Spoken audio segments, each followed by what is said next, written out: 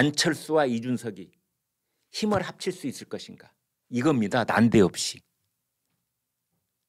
그러니까 지난번 당대표 선거 때 보면은 안철수 2등, 그 다음에 이제 3등 천하람으로 돼 있지 않습니까? 그 천하람은 사실상 이준석계이니까 천하람으로 대표되는 이준석계와 안철수계가 손을 합해서 이제 당내 비주류로서, 국민의힘 비주류로서 자신들의 정치적 지분을 확고히 다져가는 그런 작업이 가능할 것인지 뭐 이런 이제 분석들이 나와 있습니다. 김기현 대표가 얻은 득표율이 52.93%입니다. 안철수 23.37, 천하람 14.98.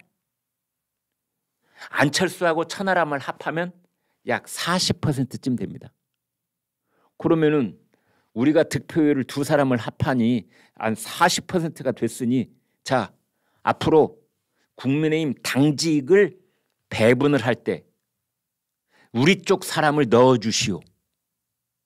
공천관리위원회를 만들 때 우리 쪽 사람도 40%가 참여할 수 있도록 해주시오. 뭐 이런 이제 요구를 해나가는 작업들에 관한 얘기인 것이지요. 그런데 이런 분석은 좀 잘못됐습니다.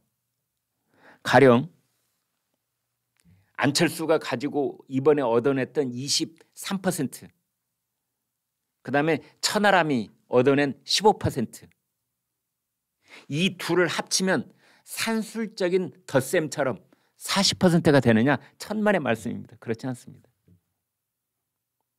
안철수 의원에게 당대표 선거에서 표를 줬던 이 국민의힘 당원들이 천하람에게도 그대로 표를 준다? 아닙니다. 반대로 천하람에게 지지표를 줬던 사람이 안철수에게 그냥 다 준다? 아닙니다. 천만의 말씀입니다. 여기는 또 다른 화학적 결합의 원칙이 작동돼야 되는 겁니다. 더더군다나 안철수와 이준석은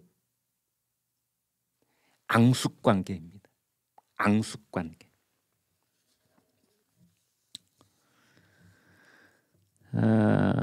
이런 상황 속에서 이제 이준석 대표가 어제 KBS에 이제 뉴스에도 나왔고 또 책도 냈죠. 거부할 수 없는 미래.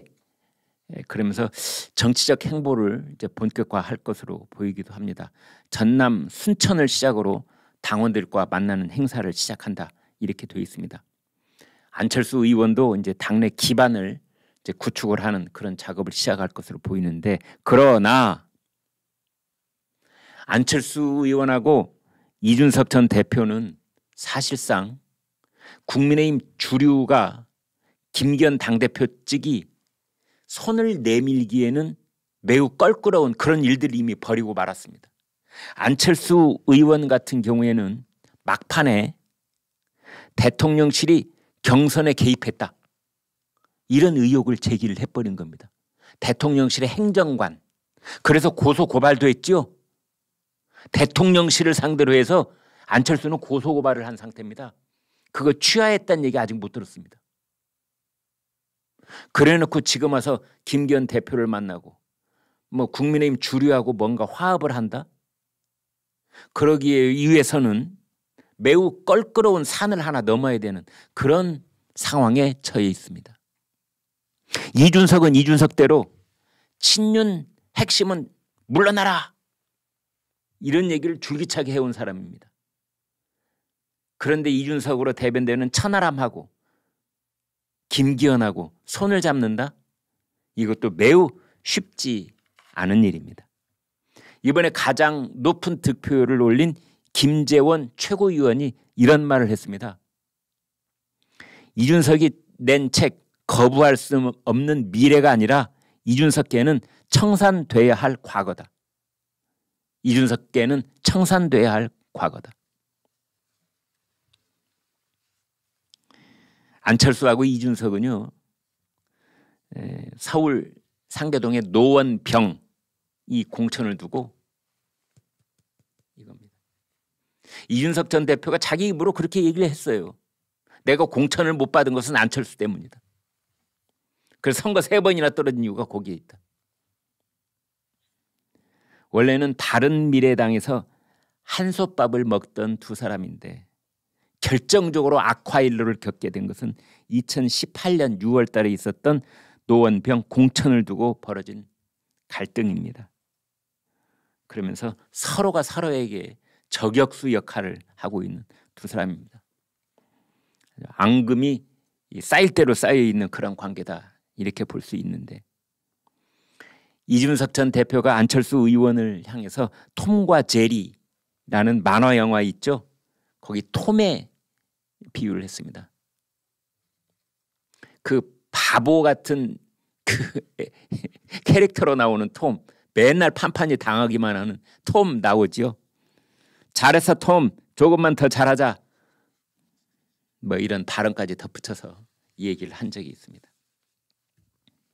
그래서 안철수와 이준석이 손을 잡을 확률에 대해서 국민의힘 내부 관계자들은 이렇게 말합니다. 연대는 전혀 생각해 볼 수도 없고 실현 불가능하다. 안철수 의원 쪽에서는 이준석 전 대표와 우리는 다른 길을 걸어온 지 오래됐다. 그 다음에 이준석 전 대표 측도 마찬가지. 지지층도 서로 싫어하기 때문에 억지 야합을 해봤자 이득도 없다. 이제 그러고 있습니다.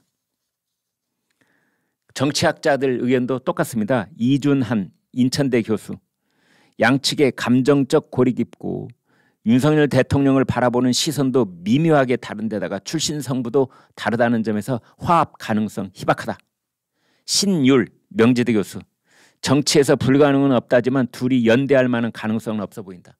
가능성 제로. 이런 얘기를 하는 당내 관계자들도 있습니다. 안철수와 이준석은 물과 기름이다. 절대 융합 못한다. 당에 위협이 되는 비주류 연합이 탄생할 일이 없어서 다행이다. 심지어 두 사람 안철수, 이준석이 서로 앙숙 관계여서 다행이다. 둘이 융합을 해서 40%의 비주류를 구성한 다음에 무슨 모임 이름 명칭 하나 붙여서 김기현 당대표가 하는 일에 또 사사건건 발목을 잡으면 어떡하나 했는데 그런 일이 없어 보여서 다행이다. 이런 얘기를 했습니다. 오늘 용산에서 저녁밥 자리가 있죠. 윤석열 대통령이 새로 구성된 이제 당 지도부하고 밥을 먹습니다.